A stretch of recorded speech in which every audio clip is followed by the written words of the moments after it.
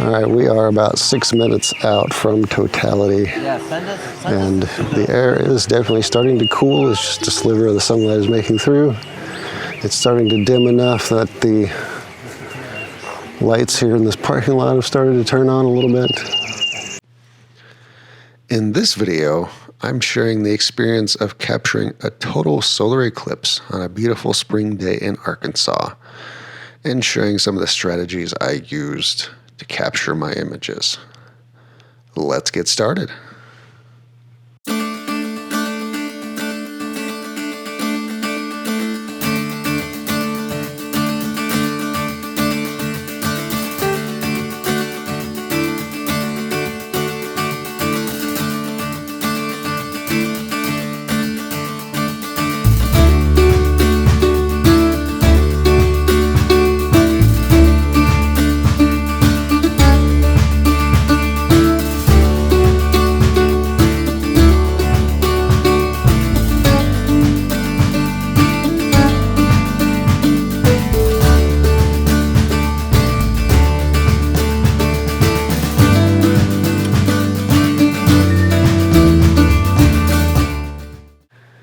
Being in the path of totality for a solar eclipse is something that's really special and hard to translate to somebody who's never experienced it for themselves.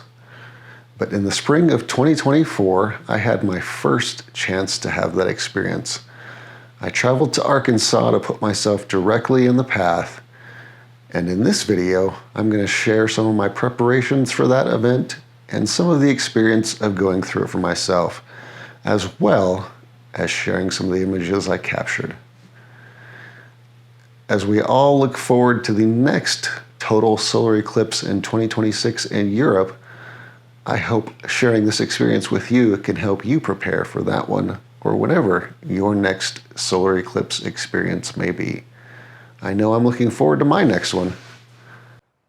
So I am out here getting ready to do some testing to make sure I'm all appropriately set up for tomorrow. Make sure I know what my processes are going to be, so that when those big moments come, I can just be ready to go. So one of the first things I'm going to do is I'm going to get out my solar eclipse, or my solar filters here. I have two Case Wolverine filters that are magnetic, and the size for my telephoto lens and for my 70-200. And I also have an 82 millimeter filter that I got. This one is a Nisi, I think. Yeah, for my 24-70 lens that I'm going to be shooting with. So 3 different sizes of solar filters for the 3 different potential lenses that I could be using during the eclipse. I haven't actually gotten these out yet to try them, so we're going to open these up, get them on my lenses, and do some test shots looking up at the sun up there. So let's get to it. All right, and for the eclipse, I'm of course going to be shooting with my Nikon Z8.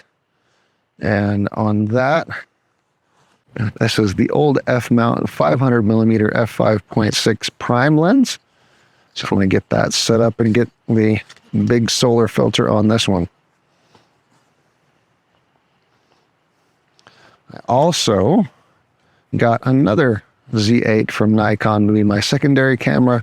I also got the Z-mount 24-70 f2.8 lens to shoot a wider angle shot with as well. But let's go ahead and get this big 95 millimeter filter out and get that mounted to the 500 and have that ready to go. Again, these are some extra dark filters. These aren't your 10-stop ND filter. That's not enough. I think these are actually 16-stop filters meant to block out enough sunlight where it will not damage your camera equipment. Now, the caveat with these is if you have an optical viewfinder, if you're using a DSLR, you do not want to be looking through that optical viewfinder with this on there. It's not enough to protect your eyes through that. If you're going mirrorless, if you're using the live view on the back of your DSLR, then you should be fine. But that was the warning that came with purchasing these, is do not look through an optical viewfinder with these on your camera lens. All right, so this is the 95 millimeter. There is two elements to this. There is the part of it that screws onto your camera, and there is the part of it that comes off that is magnetic. Let's get these separated. There we go. So this will screw onto your camera, and then the filter itself will just attach magnetically to make it very easy during the eclipse to take it off when you hit the portion of totality, and then snap it right back on as that ends. So we're going to go ahead and get that onto my telephoto after I get these pieces to the trash. All right, so again, I'm going to remove the filter portion, set that to the side here for a moment, and put the actual filter ring onto the camera lens first.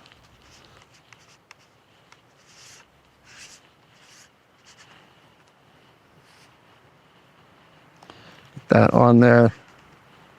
And then the filter itself just snaps right on there, pulls right off. Quick ease of use during the eclipse itself. And I'm actually going to leave the magnetic ring on there, pop the lens cap back on, and set this to the side for the moment. I'm going to put the solar filter itself back in its case, and we're going to get out the 82 millimeter one for the 24 to 70 lens.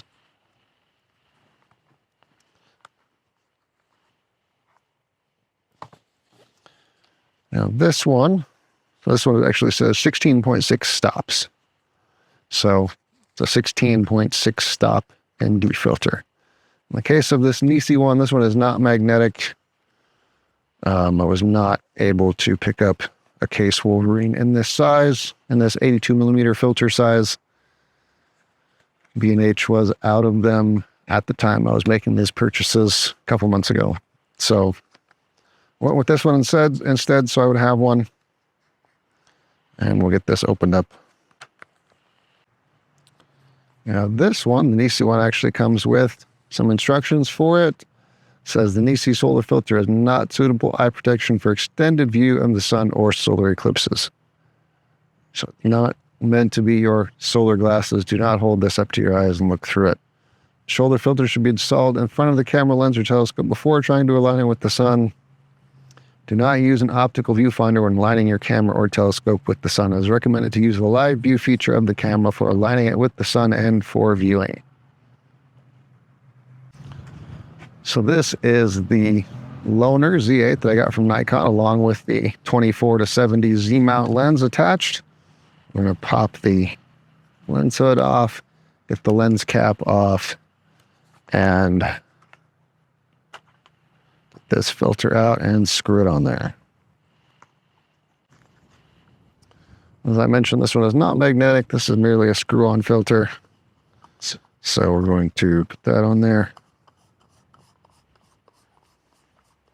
Now the 24 to 70 lens, my plan is to set this up in position and have it firing off every few minutes, kind of time-lapse style, to get a shot of the sun moving through the sky during the full eclipse. And then I'm going to mount the 500 to my tracker, which I normally use for star tracking, and have that track with the sun to capture tighter photos of the eclipse. So we've got this filter on there, and now it's time to get the tripods out, get my phone out to check the alignments with photo pills and get this worked out. These are the main two lenses I'll be using, and I have a filter in the size of my 70 to 200 just in case I want to use that as well.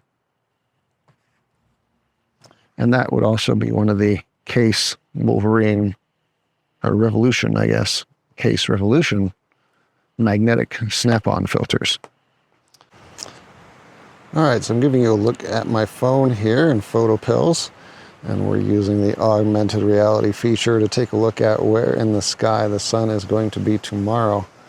And at least here in Arkansas, where I'm going to be shooting from, you can see that the sun is pretty much going to be at its zenith and then just below it in the sky during the eclipse. And where the sun is showing there now is kind of as it gets started. Here our totality starts around 2 p.m. So it's going to be really high in the sky. So what my plan is to use my 24 to 70 to set it towards that wider end, to set it in a position where the sun during the eclipse from beginning to end will move left to right across the frame. And I'll capture a shot every few minutes, time-lapse style, and try and set that up with the moment of totality in the middle. And it's going to kind of arc across the sky from left to right. It's going to be a little below that peak by the time we get to totality, and then it's going to slope off to the right. What the plan will be to take all those photos that I captured during the eclipse while it's running, pull out the ones that align the best and look the best, kind of like I did during the lunar eclipse a couple of years ago, and drop those into one frame. Now, unfortunately, with the sun being so high in the sky here in Arkansas during the eclipse, and generally throughout the US, it's going to be a middle of the day event. It would be really hard to put some kind of landscape feature in with it. My widest lens, my 14 to 24, if I went vertical with it, I might be able to accomplish that, but that unfortunately is a lens that does not accept filters. And so it would be really tricky to try and get something with it like I normally try to do.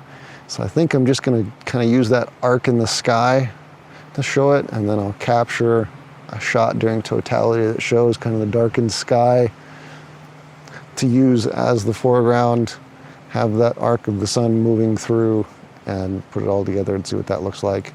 And then of course, as I mentioned, I'm going to have my 500mm set up on the tripod as well, tracking with the sun, capturing photos at all the different stages. Maybe I'll do something with that too, and of course capture some tight shots of totality as well. So looking to get a few different shots out of this. I'll probably have a few different cameras set up shooting video as well.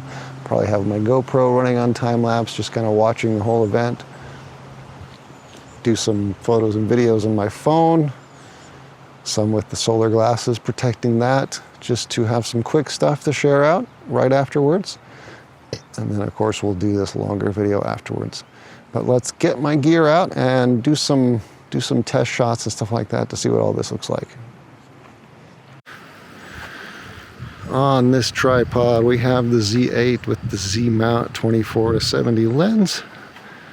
Should be pretty straightforward. That one tomorrow will be set up in time-lapse mode. And over here with the more complicated setup on the tripod with the Skywatcher Star Adventurer tracker to track it with the sun tomorrow. All the way up here at the top, we have another Z8 with the F mount 500mm f5.6 telephoto prime, attached by the FTZ2 adapter. This will be my tight shot setup for tomorrow. And just in case, I also have the 200 to 500 zoom on standby, just in case anything goes wrong with this. And I also have the Tamron 24 to 70 as a backup as well. That is an older F-mount lens. I do like this C-mount one a little bit better, and that's probably going to be the next lens that I purchase for myself. That's our setup. Just got to do some final research and tweaking for tomorrow, and it'll be good to go. Probably get out here early in the morning before the eclipse starts here in Arkansas, about 12:30, just to dial in the final setup. But I think we're ready to go. Good morning, everybody. It is the morning of Eclipse Day. I'm out here in Arkansas. It may be tough to tell behind me there on the pocket, but I do have a mostly clear sky behind me. There's a few wispy high clouds, but everything is looking very good in the forecast for today. So it is, let's see, about 9 o'clock, so we've got about 3.5 hours before things kick off. But I'm getting ready to set my gear back up, get oriented, and do some final testing and practicing before the big event begins. Hoping for a good day. Let's get started. Have the cameras reset back up this morning. You may notice I have the tripod set up a little bit lower today. That's so I can actually see what's going on the top to focus my lenses and stuff like that. At full height yesterday, it was a little tough to see up on top, especially with the tracking setup. And having them lower down will make them just a little bit more sturdy as well. Now, as of right now, we just have a few high wispy clouds. Nothing too much to worry about at this point. Everything's looking good. It is now shortly after 10 o'clock. Got my stuff set up. I'm probably going to work on a few more test shots just to make sure my exposures are right where I want them. Check that the tracking mount is tracking appropriately. I did take much more care in setting it up this morning than I did yesterday afternoon to make sure everything was level and aligned properly, so that hopefully we get a good track of the sun, just to make it that much easier to follow it with the 500mm lens. With the 24-70, I'm just going to have that on the regular ball mount, set it up so that the sun will move across the frame as I capture photos with that time-lapse style. So, looks like we're in good shape. Got some time to work out the kinks here. Make sure everything's all set for the big moment here in a couple hours. We're about an hour out now from the beginning of the eclipse. Pretty much have everything set up and dialed in. I'm kicking back in the shade, waiting for the big moment to come. Looking forward to a beautiful experience out here. There's a few more clouds kicking up right now, but that was kind of forecasted that we would get a bit more cloud kind of in the 11 o'clock, 12 o'clock hour, and then it would clear out again in the 12, 1, 2 o'clock hours during the eclipse. So everything seems to be following that so far. Looks like we're on target.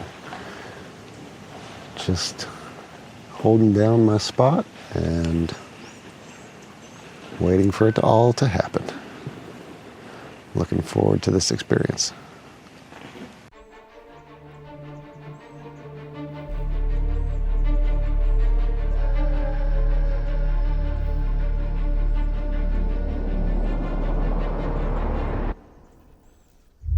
All right, we've got both cameras firing and we are underway. It is 12:30 and we have a nice path of clear sky in front of the sun up there. I don't know if you can see that on there with the reflection, but we are on our way with capturing some shots with the telephoto and with the wide angle as well.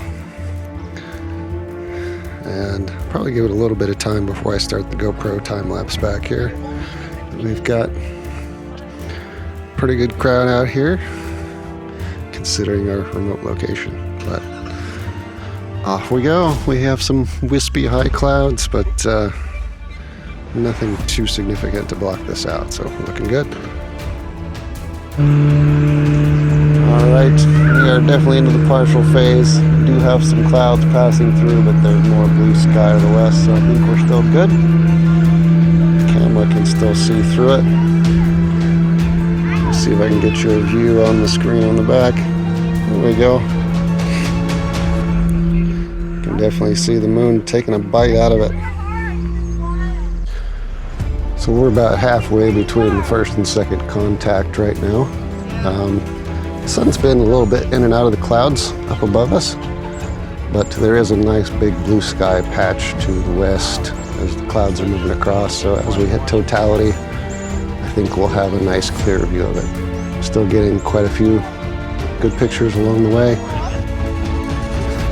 So you can see through the reflection there, that's my latest telephoto shot. You can see there's quite a significant amount of blocking the sun right now. Just went back behind a cloud again for a moment, but we're tracking very well. We have a nice patch of blue sky coming up, so I think we're going to be in good shape when we hit totality here in about 34 minutes. Tracking well.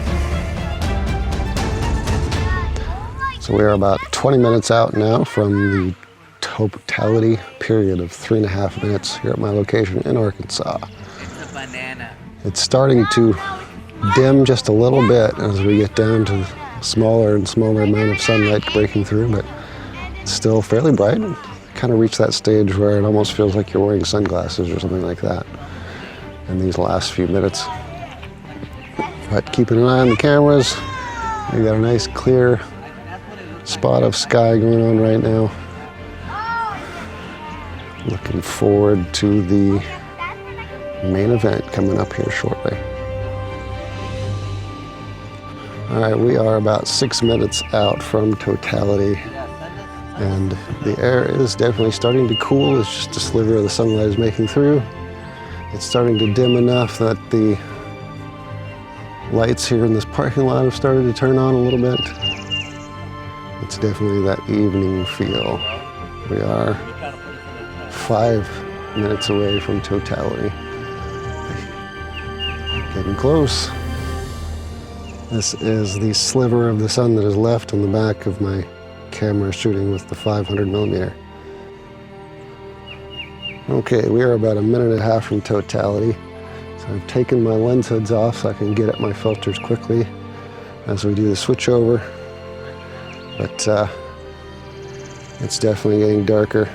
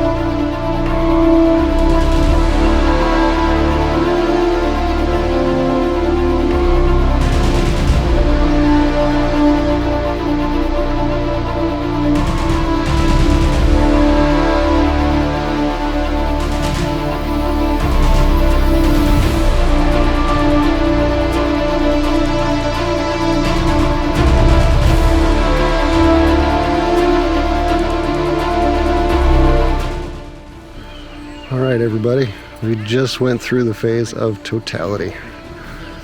I was too busy snapping pictures to film with this, but I had my wife filming some with my phone, so if some video of that looks good, I'll throw it into the big video. But that was quite the experience, to look up at the sun and have it completely dark. Wow. Perfectly clear here. Got some shots with the camera. That was very special. We'll continue shooting till it is completely over. We're about 25 minutes past totality now, just capturing photos of the back half of the eclipse as the sun comes slowly back out from behind the moon. We got about 45 minutes left, but that was quite the experience. Fun to capture, fun to look up and see the sun going dark with the corona and the prominences and all that showing. It was definitely worth the trip out here to see this. Glad we were able to get clear skies to have this experience. We just reached the first battery exhaustion. Z8 with the 500mm on it, shooting every minute. Just ran out of batteries. So quick swap and we're back on track with the every minute until we finish. The one being the wide angle shot every 5 minutes still has a good bit of battery power left, fortunately. So we're well on our way.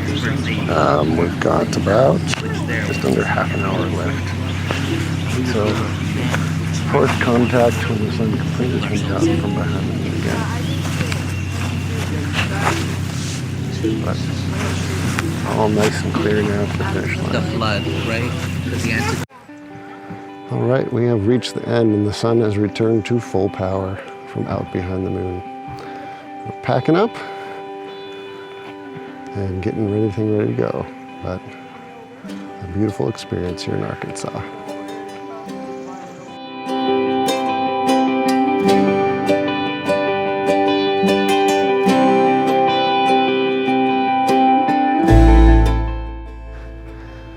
As we get close to the end of the year, I have some special deals going on some in-stock fine art prints and other things that I have available that are ready to ship to you. I can still get them to you in time for the holidays or for the beginning of the new year, as you might do some redecorating or hang some new artwork in your home or office for the new year.